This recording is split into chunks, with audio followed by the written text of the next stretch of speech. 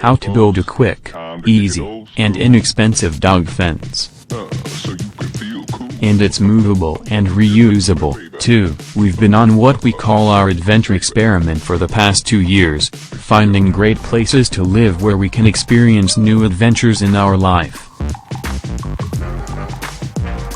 Not too long ago, we moved to a cabin in the mountains of North Georgia. It's doggy heaven here with lots of great hiking opportunities and is still close to dog agility competition on the weekends. Being the herding breed I am, I need lots of exercise.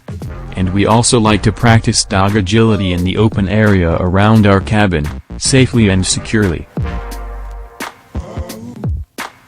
So Mom decided to build us a great and expensive dog fence for Gracie and I to get our zoomies on, practice our favorite pastimes, and wrestle to our heart's content, all while keeping safe and secure. Since we are renting during our adventure experiment, Mom wanted a fence that was easy, quick, inexpensive, movable, and reusable. So she researched, and came up with a awesome solution. We had this same fence up at our last cabin. All we did was take down the netting, pull up the stakes and move it to our next cabin to put right back up. Easy. Read on to learn how we built our reusable dog fence. The supplies. Our dog fence is nearly 200 feet long and wraps almost completely around our cabin.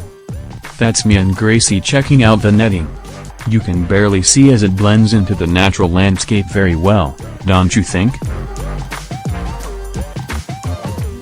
Here's a list of all the supplies Mom purchased for our fence and their approximate costs.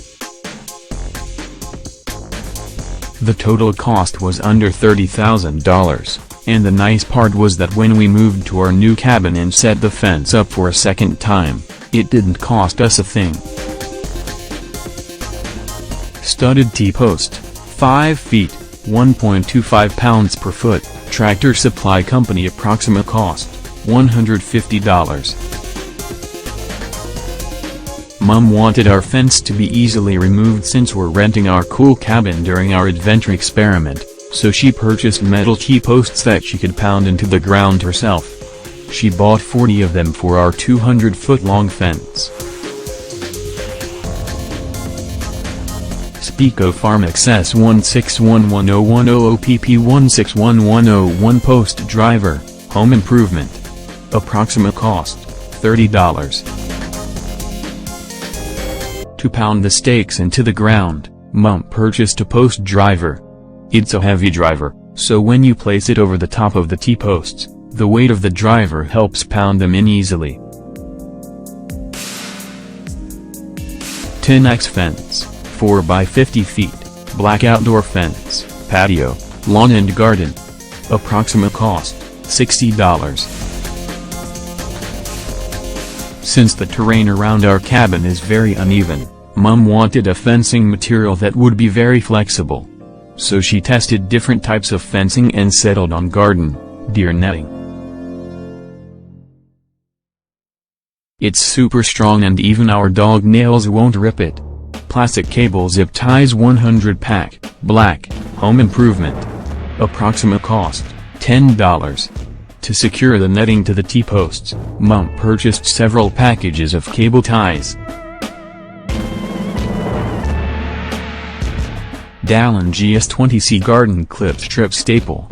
Approximate cost, $20. To prevent Gracie and me from digging our way out underneath the perimeter, Mom purchased landscaping anchor pins to secure the fencing into the ground. Instructions. Here is a step-by-step guide outlining how Mom built our uber cool dog fence. Planning. The first step to any successful DIY project is planning. So Mom visually planned out where she would put the fence, then began laying out where she would place the stakes, positioning a stake every 5 feet along the new fence line.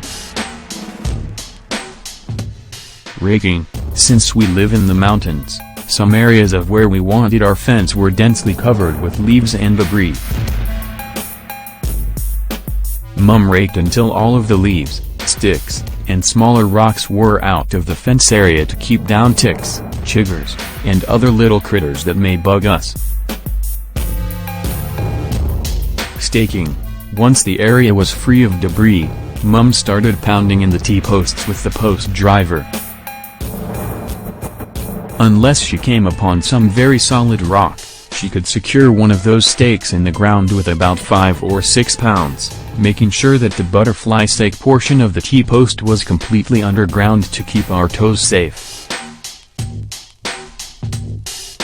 Netting. Once all the stakes were in, Mum began rolling out the netting and attaching it to the T-posts with the cable, zip ties. She first made sure that she left about 5-6 inches of netting lying on the ground toward the inside of the fence area, straightened the top of the netting and then secured the top cable, zip tie first. Anchoring. Once she had the top of the netting secured, she could easily straighten out the netting from the bottom of the fence line and anchor the netting into the ground with the anchor pins, about 3 pins spaced evenly between the 5-foot area between the T-posts. Then, once the netting was taut and straight, she used the cable ties to secure the middle and bottom of the netting to the T-posts. Working it.